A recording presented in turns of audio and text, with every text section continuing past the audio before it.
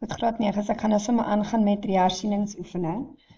So beskou die volgende tabel, dan gee vir die invoerwaardes, ek hou van wat ek sien, want ek sien opeenvolgende getalle, ek hou definitief van die 0 wat ek ook daar sien, en hulle vra vir my, bepaal die vergelyking wat x en y verbind. Goed, so onthou asseblief nommer 1, is jy gaan soek die konstante verskil tussen jou uitvoerwaardes, maar net die wat opeenvolgend is, met ander woorde, daai twee gaan ek basies eers ignoreer. Want hierdie getalle is die getalle wat op mekaar gaan volg. Jy hoef nie met almal te werk nie. So kom ons kyk gou-gou. Van 10 na 7 trek ek 3 af. Van 7 na 4 trek ek 3 af. En dan gaan hierdie patroon so aan.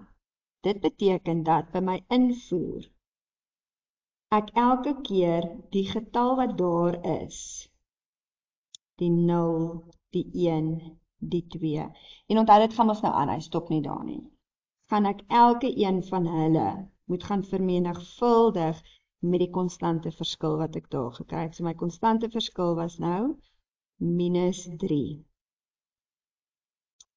Die antwoord wat ek moet kry van my invoerwaardes, onthou ek werk hier 'n getalmasjien, is wat het gebeur met daai -1 saam met die -3 om dan nou vir my 10 te gee. So die -1 maal met die -3, dit gee vir my 'n positiewe 3. Die 0 maal met die -3 gee vir my 'n 0. Die 1 maal -3 gee vir my -3 en die 2 maal -3 gee vir my -6. Ek hou van 0, want onthou, my antwoord moet 7 wees. So die enigste ding wat met daai 0 kan gebeur, is hy moet gaan plus met 7. Ek gaan toets, is 3 plus 7, dan my uitvoerwaarde van 10, dit is -3 plus 7, my uitvoerwaarde van -4, ja dit is. So as hulle dan vir my vra ek moet die vergelyking bepaal, dan beteken dit dat daardie vergelyking wat ek gaan neerskryf,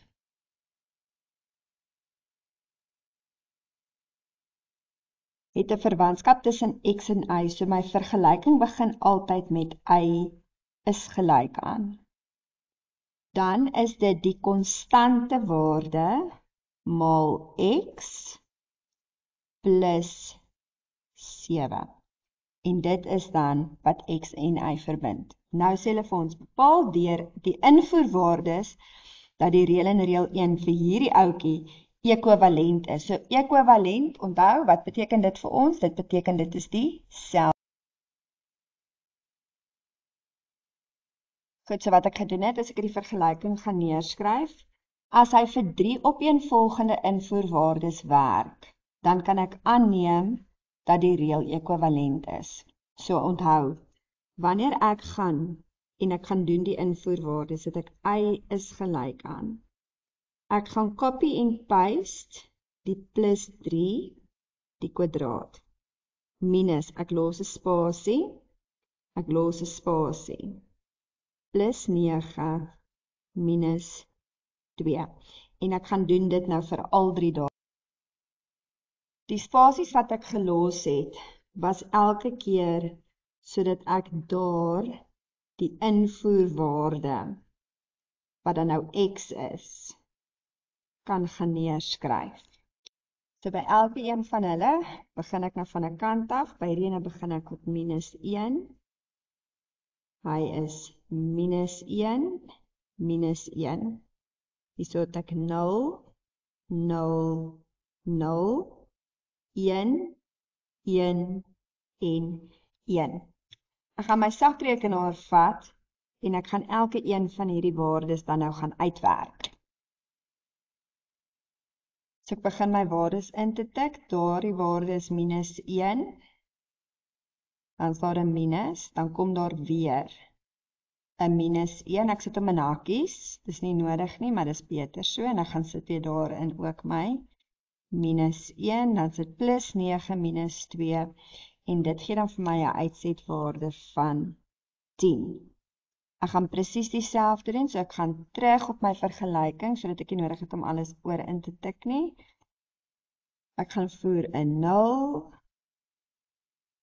en dan in plaas daarso ook 'n 0, en daar die ene ook 'n 0, tot by minus 2 is gelyk aan, en dit gee vir my 7. Ek doen dieselfde met die laaste ene, waar ek my 1 gaan invoer, so 1, 1, en my uitvoerwaarde is 4. So wat dit beteken is, dat daardie 10, 7 en 4, 10, 7 en 4 is, en dat dit absoluut dieselfde reël is. My volgende vraag is, bereken y indien x gelyk is aan minus 12. So ek het 'n vergelyking bepaal daar, minus 3x plus 7, en hulle het vir my 'n vergelyking gegee ook, daardie ene. So wanneer hulle vir jou vra om verder te werk met die vergelyking wat jy bepaal het, en jy het dalk moontlik 'n fout daar gemaak, is dit veiliger om hierdie ene te gebruik. Hierdie is net 'n langdradige vergelyking, daarom verkies ek om met daai ene te werk. Goed, so hulle bepaal y indien x gelyk is aan min 12, so y is die minus 3 copy en paste ek. In plaas daarvan om x te skryf, gaan maak ek 'n hakkie plus 7. Goed, in my hakkie kom die x-waarde van minus 12. Ek gaan tik dit op my sakrekenaar. En my antwoord is 43. Goed, vraag 4. Goed, by vraag 4 vra hulle vir ons om x te bereken indien y gelyk is aan minus 83. So onthou ons doen substitusie. Ons gaan vervang y met minus 83 is gelyk aan minus 3x plus 7. En ons gaan vir x oplos. So my minus 83 moet gaan, my minus 3x moet gaan, my plus 7 moet bly. Ek skryf eers neer dit wat bly. Minus 83 gaan en dit word plus 83. Minus 3x moet gaan en word daarom 'n plus 3x. So 3x is dan gelyk aan 90. Ek gaan deel met 3 aan albei kante. So die waarde van x is daarom 30. Hierdie is ook inverse bewerking, soos wat ek in die eerste video van gepraat het, wat ons teenoorgestelde goed doen. Die laaste vraag wat ek met julle gaan doen is nommer 5, bereken die waardes van a en b. Eerstens wil ek hê jy moet sien dat b is jou invoerwaarde, a is jou uitvoerwaarde. Met ander woorde, b is los op vir x, a is los op vir y. Goed, so wanneer ek vir b moet oplos, dan sê hulle vir my dat my x-waarde is b, maar my y-waarde is minus 113. So ek kan dit so skryf. Bereken die waardes van a en b. Om vir b op te los, sê ek, los op vir x as y gelyk is aan minus 113. Ek begin weer met my vergelyking wat ek bo gehad het. So y is gelyk aan minus 3x plus 7. My y-waarde is minus 113. Minus 3. Ek gaan nie nou x skryf nie, want wat is ek besig om op te los? Ek is besig om vir b op te los, plus 7. Dieselfde gaan gebeur, my minus 113 moet gaan, my minus 3b moet gaan, en my plus 7 gaan bly. Ek skryf eers neer dit wat bly. Minus 113 word plus 113, minus 3b word positief 3b. Dit beteken 3b is gelyk aan 120. Ek deel met 3 aan albei kante, so b se waarde is 40. As ek dan vir a moet gaan oplos, dan beteken dit, los op vir y indien x gelyk is aan 15. Goed, ek begin weer met my vergelyking, los op vir y. Maar y is a.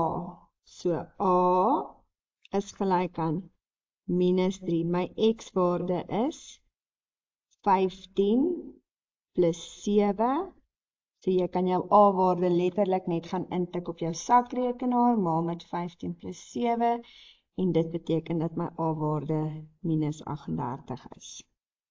Goed, en dit is funksies in verband.